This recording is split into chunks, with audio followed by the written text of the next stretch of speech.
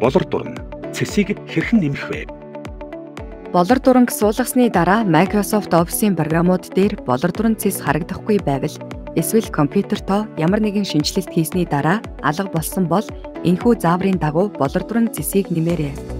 Microsoft Office-ийн програмын файл хэсэг рүү дарж ороод зүүн доод буланд байрлах Options хэсэг рүү ороорой. Options доторх тохиргооны цэснүүдээс доороосоо хоёрт байрлах Add-ins цэс рүү орно.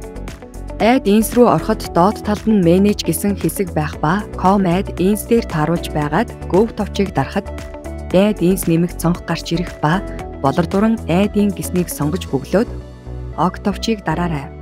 Ингээд таны Microsoft Office-ийн програм дээр болор дуран цэс нэмэгдэж алдаа шалгахад бэлэн боллоо. Хэрвээ таны Add-ins нэмэх хэсэг дээр болор дуран Add-in гэж гарч ирээгүй бол Options доторх Add-ins рүү ороод доод талд байрлах Manage хэсгийг Disabled Items дээр тааруулж байгаад Go товчийг дараад болор дуран Add-in-ийг сонгоод Enable товчийг дарж идэвхжүүлээд үүний дараа Manage хэсгийг буцаагаад Com Add-ins болгож байгаад Go товчийг дарж болор дуран Add-in-ийг сонгож бөглөөд OK товчийг дараарай.